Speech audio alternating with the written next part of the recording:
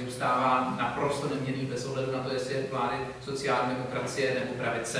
A tak, jako se to nezměnilo v roce 2006, kdy se vyměnila vláda, tak se to nemění ani tentokrát. Prostě to se změní je pár symbolických třešíček na dortu, ale celý ten zbytek zůstává úplně stejný, jako byl dosud. Což je výhodou v tom, že opravdu ta kontinuita je velmi silná a asi přes to všechno, co se zase píše různě v médiích, tak můžeme být pokládáni i za poměrně spolehlivého partnera v tom, že ostatní státy budou vědět, že bez ohledu na to, jestli se změní vláda, tak asi budeme mít podobný postoj na celou řadu dílčích věcí, ať to bude CO2 u automobilu, ať to bude energetika, ať to bude vnitřní trh obecně nebo cokoliv jiného. Což u mnoha jiných států neplatí. Jo, je třeba pravda, že když se změnila vláda ve Francii, tak se změnilo takřka všechno prostě v evropských politikách. Došlo k dramatickému obratu. Stejně tak, když se změnila třeba vláda ve Španělsku, tak to byla prostě ohromná změna. U nás je ta změna minimální. Ale samozřejmě má to své negativní prvky a to je určité vyprázdnění politiky jako takové. Jo, je to prostě státní správa, která to dělá, která připravuje pozice, což může být vnímáno samozřejmě na první pohled dobře, zejména pokud neustále čtete o tom, jak politika zasahuje do správního rozhodování a tak dále. Na druhé straně to je špatně, protože ten politik, který rozhoduje ve vládě nebo kdekoliv jinde, tak přeci jenom cítí, že má odpovědnost určitou vůči voliči, že je sledován a tak dále, nebo respektive, že veřejnost sleduje jeho kroky. V případě státní správy je to trochu problematičtější. Pokud to chybí jakýkoliv zájem médií a chybí jakýkoliv zájem politiky ze strany tedy ministrů, tak to vede k tomu, že ten úředník, který připravuje danou pozici, tak v podstatě nemá jakékoliv bariéry. A to potom vede k takovému trojímu efektu možnému. Jeden efekt nebo jeden prvek a častý fenomén některých úředníků a některých institucí je ten, že v podstatě automaticky přejímají to, co přijde ze strany Evropské komise, všechny návrhy zcela nekriticky, aniž by k ním zpracovávali nějaké poziční materiály reálné. Což někdy může být zastřeno nebo respektive prezentováno jako velmi proevropský postoj daného úředníka, který to zpracovává, je zatím prostě lenost, protože není nic snažšího, než přejmout veškerou argumentaci, kterou vám nabídne Evropská komise, do kolonky souhlas s principem subsidiarity prostě obsat zdůvodnění souhladu s principem subsidiarity ze strany Evropské komise.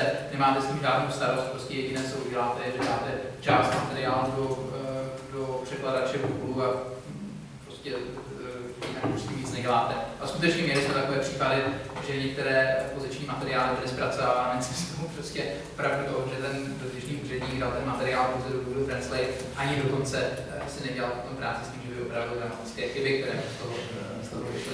Takže to je jeden neduh.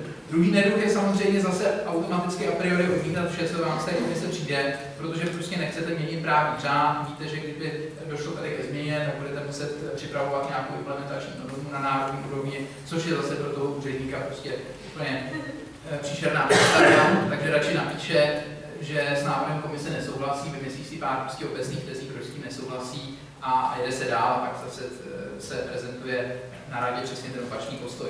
Oni jsou to extrémy, ale závisí to i na tom třeba, že zda budete muset nebo nebudete muset zpracovávat implementační normu, takže tam, kde není potřeba ji zpracovávat, tam samozřejmě to naladění pro integraci bude větší, tam, kde bude třeba zpracovávat, je výrazně menší. No a pak je třetí neduh, který je hodně častý, zejména na rezortech a v záležitostech, kde jde o záležitosti, respektive o zájmy soukromých firm. No a to je prostě ohromný lobbying, který samozřejmě vůči státnímu aparátu je paradoxně, ono to není moc paradoxní, ale v vztahu k tomu, co slýcháme v médiích, tak je zkrátka daleko větší než vůči politikům. Protože pokud dotyčná firma zajde přímo za dotyčným úředníkem, o kterém nikdo neví, tak si je jistá, že nikdo nebude příliš sledovat, pokud se nějakým informací vlastně dostal a proč napsal do toho pozičního materiálu to či ono. Pokud najednou zjistíte, že nějaký politik diametrálně mění postoj, tak určitě máme to podezřelé a začnou se v tom novináři šťourat. Pokud prostě nějaký úředník najednou napíše k postoji k tabákové směrnici nebo k čemukoliv jinému něco, co sice nápadně vypadá jako zájem nějaké dotyčné firmy, tak se nad tím nikdo příliš nepozastavuje právě, protože je to v podstatě včítný a bez jakéhokoliv zájmu médií o tuto problematiku. Dokonce se nám v minulosti stávalo, teď nikoli v té oblasti tabáku, ale v jiných oblastech, zejména v energetice, že když jsme si třeba rozklikli vlastnosti dokumentu, který byl zpracován na příslušné ministerstvu, tedy pozičního dokumentu, co má Česká republika říkat, tak tam bylo přímo v záhlaví tedy v těch vlastnostech jméno nikoli toho ministerstva, ale jméno firmy, která tu pozici zpracovala. Takže to je prostě ohromný neduch, ale samozřejmě to souvisí s tím nezájmem ze strany politických elit. Takže pak samozřejmě si můžete hodit pojmu, jestli je lepší, že máte pozice, které jsou stabilní a které jsou dlouhodobě neměnné, anebo jestli je naopak horší, že tyto neměnné pozice jsou ovšem zpracovávány potom spíše nějakými partikulárními zájmy, nebo respektive z hlediska určitých partikulárních zájmů, než na základě politické deliberace. Pokud byste se potom ptali, čem vidím tady příčinu tohoto hodně zásadního neduhu, který nás hodně odlišuje od zejména západoevropských států, protože tam prostě evropská tematika je předmětem neustálých novinových debat a debat v parlamentu v Nizozemsku. Před půl rokem uspořádali prostě ohromnou několikadenní debatu parlamentu jenom ke směřování země v Evropské unii. To je u nás úplně nepředstavitelné. Pokud by se něco takového konalo, tak tam možná si tam budou první hodinu střídat politici a jedni budou říkat, že jsou protievropští a druhý budou říkat, že jsou proevropští, ale nic kloudného z nich už dalšího nedostanete. Jako představa, že vám někdo z nich tam začne na plén vyprávět něco o směrnici o vysílání pracovníků je absurdní, že jo? Kdo by slyšel o vysílání pracovníků? No ale uvědomte si, že třeba v takové Francii, když se řešilo téma vysílání pracovníků před půl rokem, tak to bylo na stránkách všech francouzských deníků několik dní, na titulních stránkách.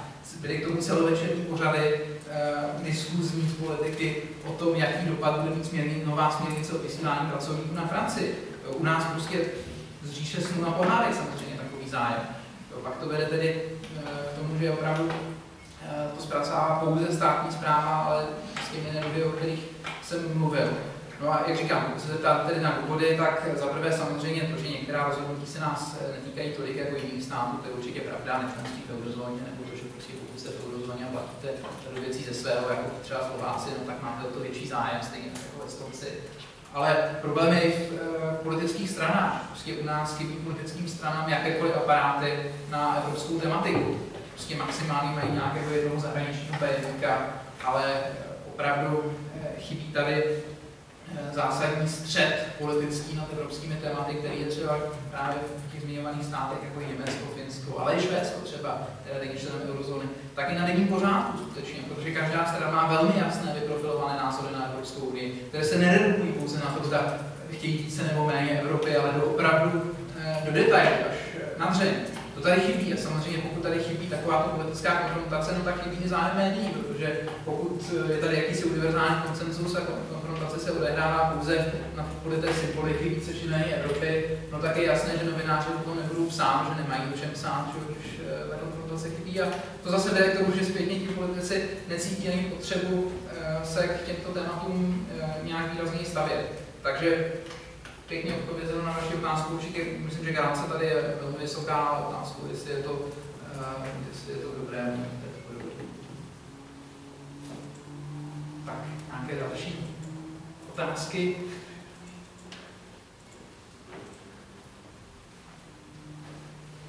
Tak.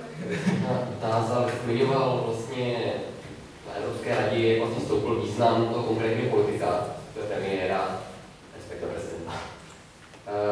Jak jsme se na tom podle vás stáli za posledních několik let, což je teda poměrně krátký časový úsek, a jak se to podle vás vyšlo, že prostě to víc budeme stát druhý?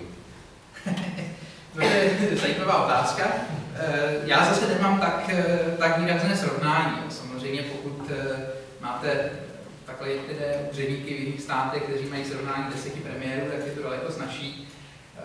U nás je to v tomhle trošku obtížnější, ale no určitě je pravda, pokud budu kritický, tak že pořád tou úrovní zájmu a detailní informovanosti premiéru, a myslím, že to teď bez ohledu na politickou barvu, tak jsme na tom výrazně hůř třeba než Německo, kde opravdu ta kancléřka Merkelová vyšla na Evropské radě, tak zná tu tematiku. Měl velký detailů, až to někdy šokuje, někteří další rovněž. Ale zase na druhé straně nejsme na tom tak špatně, jako zase některé jiné nejmenované nové nebo případně ještě novější členské státy, kde často ti představitelé nemají o těch tématech, která se na Evropské radě řeší, v podstatě ani páru, nebo se koncentrují jenom na to, co se jich bezprostředně dotýká. Jinými slovy přistupují k tomu způsobem, pokud nám dáte prostě našich x miliard na kohezní politiku, tak se o nic dalšího nezajímáme. Což je jeden mimochodem z velkých neduhů kohezní politiky, která někdy slouží opravdu jako jakýsi vydírací prostředek ze strany Evropské komise.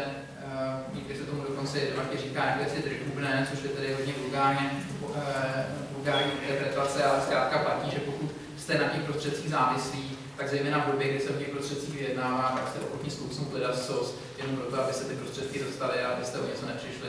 Takže je pravda, že kohezní politika do jisté míry limituje, de facto limituje svobodu států, které jsou na ní závislé. A čím více jste na ní závislí, tím větší máte tendenci potom se nezajímat příliš o ten zbytek a nevystupovat na Evropské radě příliš aktivně, respektive nebýt v té roli, aby vám náhodou někdo mohl říci, že jste tím potížistou, protože to je to nejlepší, co se může stát. Samozřejmě země jako Nizozemsko nebo Finsko nemají vůbec problém s tím na Evropské radě potížistou, protože prostě na těch prostředcích závislí nejsou a vystupují tam daleko razantněji, mnohem razantněji než český premiér třeba.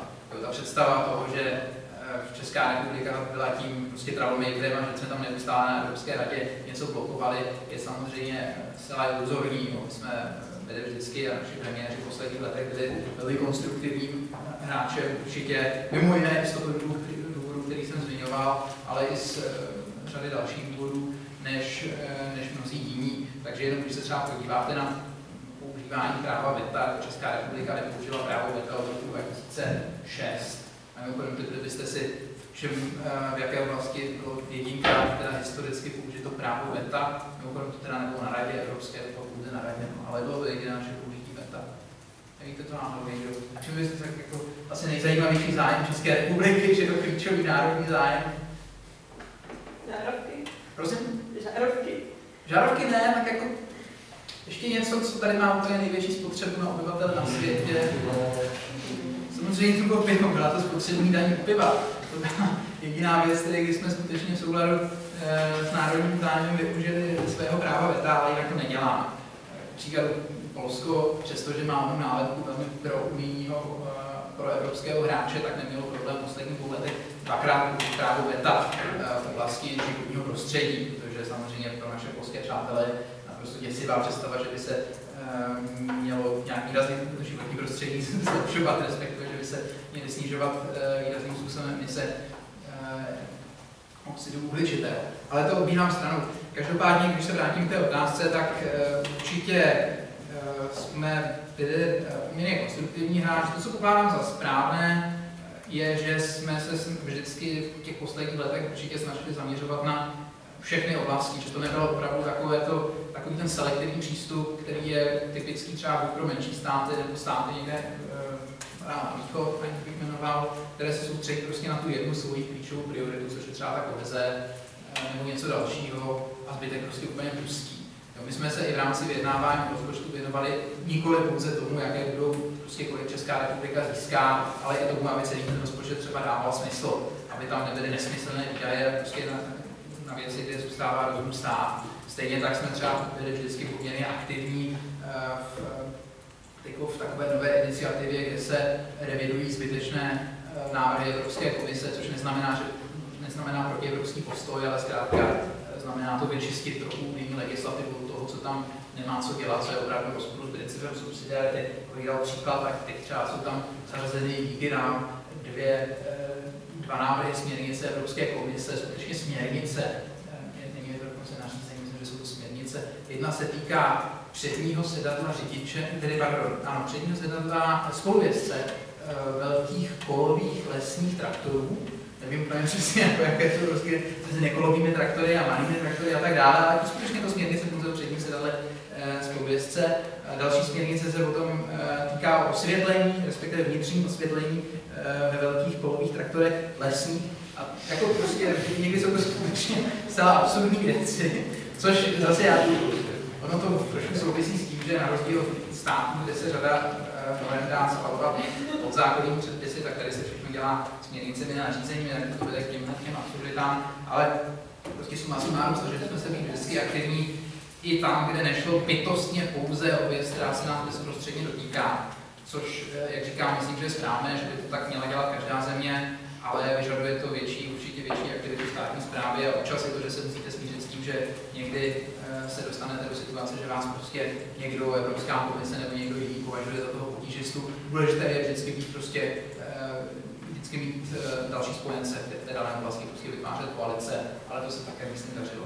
To, co asi je v téhle souvislosti potřeba určitě zmínit, tak je otázka za prvé tedy odborné vybavenosti premiéra, to je jedna věc, a to nechci úplně teď porovnávat stávajícího a předchozí premiéry. Určitě platí, že všichni toho stávajícího vlastně, už nevím, jak to tam vypadá teď, ale každopádně jak premiér Rusnok, tak premiér Nečas určitě měli velmi výrazný zájem o evropská témata na národní, tedy v rámci vlády. A určitě lze říci, že dneska premiér strukturálně i díky té váze, kterou má Evropská rada, tak patří na vládě mezi asi určitě nejaktivnějším a nejznalejším v evropských věcech. Lépe znaný, než je ministr zahraničí, než je rezortní ministr. Dokonce jenom pro představu se nám třeba stalo, že jsme na vládě, respektive na vládním výboru, což je vlastně vláda, když jedná o evropských věcech, tak jsme řešili problematiku jednoho rezortu, kdy si ten dotyčný ministr zapomněl podklady, které by zpracoval jeho aparát a nebyl schopen vůbec vlastně říct si, jaká je pozice České republiky. V tu chvíli prostě premiér, který byl o tom samozřejmě informován, protože musí vědět o všech jednotlivých sektorových záležitostech, tak byl schopen ten materiál, který předkládal ten příslušný rezort, to příslušné ministerstvo, tak byl schopen představit místo toho příslušného ministra, což nebudu zmiňovat teď toho ministra, ale je to takové symptomatické, že opravdu ten premiér prostě to musí vědět. Velmi často se stává, že třeba několikrát do týdne, že zavolá nějaký jiný premiér, který vytváří prostě zrovna nějakou barvou koalici, jedná s tím předsedou vlády o nějaké technické, respektive relativně detailní rezortní záležitosti. Zavolám právě k tomu vysílání pracovníků třeba, což je záležitost ministerstva práce, nebo kvůli nějaké energetické věci, že ten premiér prostě musí dneska opravdu zvládat všechno. Druhý aspekt, který určitě stojí za to potom zmínit v té souvislosti, tak kromě odborných kompetencí jsou jazykové kompetence. A tam jsme tam neúplně dobře, tak řekl. Takže to je asi někdy slabší stránka a to je hodně zásadní. Prostě i na Evropské radě, kde máte část, která je předkládaná, část, která je vlastně netlumočená, což je ta stěžejní, kde se jedná, kde je to prostě neformální, takzvaná neformální večeře, která většinou trvá tak 6 až 8 hodin a kde si jako můžete vzít třeba, ale náš premiér to nikdy nedělal, myslím, že premiér to dělal, že tam vzal nějakou tlumočnici, která se dělala za ním, no ale samozřejmě jako to stejně vám půlka těch témat, které tam